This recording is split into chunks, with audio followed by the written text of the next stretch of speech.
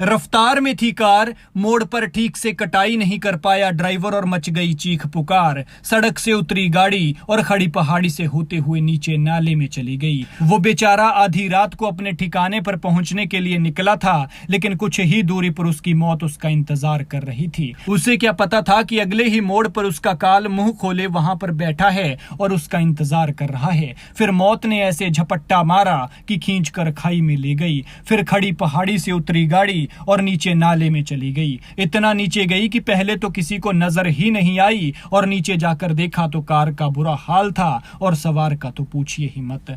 उस बेचारे को बचने का मौका तक नहीं लगा। खाई में गिरते ही वो सोच रहा होगा कि कोई आए जो उसे बचा ले, लेकिन इससे पहले कि कोई उसकी मदद के लिए आता, बेचारा भगवान को प्यारा हो चुका था। तस्वीरों में अगर आपको नीचे कुछ हल्का सा सफेद नजर आ रहा हो तो आपको बता दें कि वही गाड़ी है जो हादसे का शिकार हुई है, जो इस खाई में उतरी है। अब खाई भी देख लीजिए, सड़क से शुरू होकर सीधा नीचे नाले में ही रुकती है।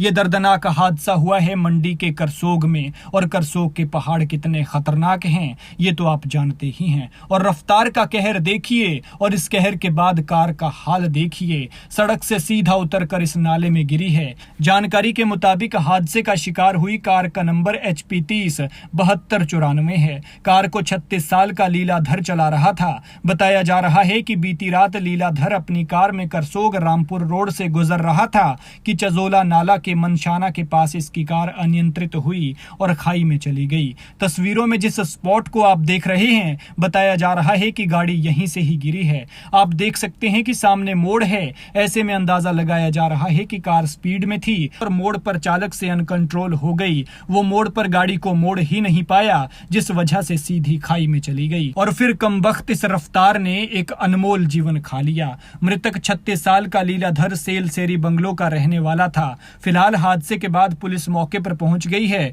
और मामला दर्ज कर जांच शुरू कर दी है, ताकि हादसे के असली कारणों का पता चल सके।